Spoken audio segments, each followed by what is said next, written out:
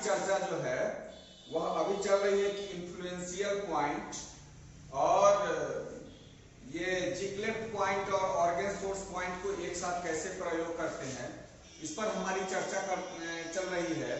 हमने कल आपको बताया था कि कौन कौन से पॉइंट जो होते हैं वह इन्फ्लुएंशियल पॉइंट होते हैं। आपको ऑर्गन सोर्स पॉइंट के बारे में जानकारी इसके पहले के लेवल में दिया जा चुका है। इसके अलावा जिक्लेट बिंदु के बारे में भी जानकारी आपको दिया जा चुका है। कौन से बिंदु जिक्लेट बिंदु हैं और कौन से बिंदु ऑर्गन सोर्स बिंदु हैं, इस पर हम समय आपका बर्बाद नहीं करना चाहते हैं। लेकिन आप लोगों को एक बात हमेशा याद रखना है कि जब भी कोई ट्रीटमेंट आप दे रहे हो, वंशानुगत और जन्मजात रोग अगर किसी पेशेंट को है, जिसको हम लोग जेनेटिक एब्नॉर्मलिटी जब किसी को हो जाती है और क्या बोलते हैं पेरेंटल डिजीज हो जाता है, यानी कि क्या बोलते हैं वंशानुगत किसी प्रकार का रोग हो जाता है, उसमें हम इन्फ्लुएंशियल बिंदु और साथ में क्या बोलते हैं जिक्लेट पॉइंट और ऑर्गन सोर्स पॉइंट का जब हम प्रयोग करेंगे तो इसमें हम लोगों को बहुत अच्छा रिजल्ट आना शुरू हो जाता है। इस बात को आपको ध्यान में रखना है। इसके अलावा कृमि दोष किसी को हो जाए, कीड़ा से संबंधित समस्या उत्पन्न हो जाए, तो उसमें इस बिंदु का प्रयोग करते हैं। रसायन जब हमारे शरीर में केमिकल्स जब कम या अधिक बनना शुरू करते हैं, उस स्थिति में आप इन्फ्लुएंशियल बिंदु और क्या बोलते हैं उसको जिक्लेट बिंदु और ऑर्गन सोर्स बिंदु का प्रयोग कर सकते हैं।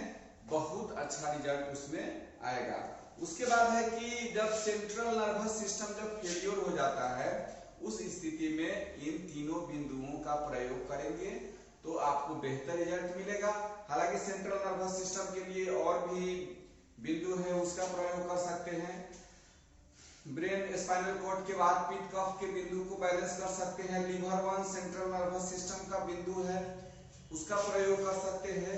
उन सभी प्रयोग के साथ साथ जब आप क्या बोलते हैं कि ये इन्फ्लुएंशियल बिंदु और उससे संबंधित जिक्लेट बिंदु, जिससे ये समस्या है स्पाइनल कॉर्ड से जुड़ा हुआ है, ब्रेन से जुड़ा हुआ है, या किसी ऑर्गन के नर्वस सिस्टम में कोई प्रॉब्लम है, या जहां से ऊर्जा प्रवाह पथ में अगर कहीं किसी प्रकार की दिक्कत है, उस स्थिति में उस ऑर्गन की ऊर्जा को लेके भी आप ट्रीटमेंट जब करेंगे तो इसमें आपको बहुत अच्छा रिजल्ट आएगा। उसके बाद आयन विकिरण जब हो जाता है, आयन का जब रेडिएशन हो जाता है, उस स्थिति में इसका प्रयोग कर सकते हैं। और डीजेनरेटिव मैटर, चाहे अपजनन कहीं से हुआ हो, चाहे वो ब्रेन का अपजनन हो या क्या बोलते हैं कि नर्व डिजेनरेशन हो गया हो, ब्रेन का नर्व डिजेनरेशन हो गया हो, या फैट डिजेनरेशन की समस्या उत्पन्न हो गई हो, या ज्वाइंट डिजेनरेशन की समस्या उत्पन्न हो गई हो, उस स्थिति में आप डिजेनरेशन के बिंदु का प्रयोग करते हैं। डॉक्टर वॉल के भी बिंदु का प्रयोग करते हैं। चाइनीज एक्यूप्रेशर और एक्यूपंक्चर के बहुत सारे बिंदुओं का प्रयोग करते हैं। उन सभी प्रयोग के साथ में अगर आप उससे संबंधित इन्फ्लुएंशियल बिंदु के साथ साथ क्या बोलते हैं इसको जिक्लेट बिंदु का प्रयोग करते हैं, साथ में ऑर्गन सोर्स बिंदु का प्रयोग करते हैं, तो बहुत अधिक रिजल्ट मिलेगा।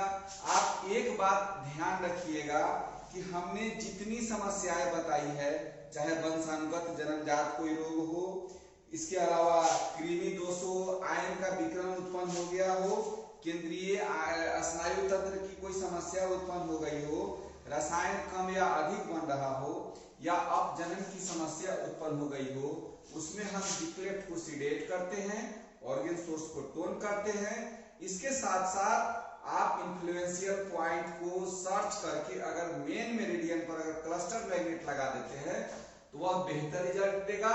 नहीं तो आप ड्यूल मेरिडियन में भी स्टार मैग्नेट का प्रयोग करके या मेन मेरिडियन में कुछ ऐसे जगह हैं जहां आप क्लस्टर बिंदु का प्रयोग नहीं कर सकते हैं, तो उस स्थिति में आप बियोल मेरिडियन में जब इसका प्रयोग करेंगे तो बहुत अच्छा रिजल्ट मिलेगा। अब आपको यह समझ में आ गया होगा कि इन्फ्लुएंशियल बिंदु, जिक्लेट बिंदु और ऑर्गन सोर्स बिंदु को मिला के कैसे ट्रीटमेंट किया जा सकता है। ट्रीटमेंट के बहुत सारे तरीकों को आपको बताया गया है। अपने विवेक का इस्तेमाल करके इन सभी बिंदुओं को जब ऐड आप करते हैं तो समझिए कि आपके इलाज में 4 चांद लगना शुरू हो जाएगा। अब हम ये नहीं बताना चाहते हैं कि ये स्टमक का ऑर्गन सोर्स बिंदु ST42 है, स्क्रीन का SP3 है, LU9 लंग्स का है कि नहीं, LI7 जो है वो आपको लार्ज इंटेस्टाइन का, ये उसमें हम समय वीडियो में बर्बाद नहीं करना चाहते हैं, क्योंकि इसको बताएंगे तो फिर मैंने 15-20 मिनट बिना मतलब का चला जाएगा।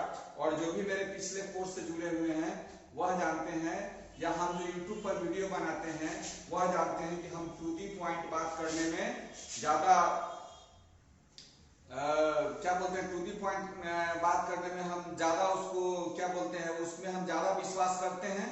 हाँ, अगर कभी विशेष मौका पर कभी डिस्कशन हो या कभी ऑफलाइन क्लास में आप लोग मिले तो लंबा समय जब किसी बिंदु पर जब हम लोग लेक्चर देना शुरू करते हैं उस समय आपको विस्तार से बताया जा सकता है। इन केस आपको कहीं कोई समस्या उत्पन्न होगी तो आप हमको व्हाट्सएप पर मैसेज करके या हमसे समय लेके आप बात कर सकते हैं। अगले वीडियो में अगली जानकारी देंगे। तब तक के लिए नमस्कार, धन्यवाद, जय हिंद, जय भारत।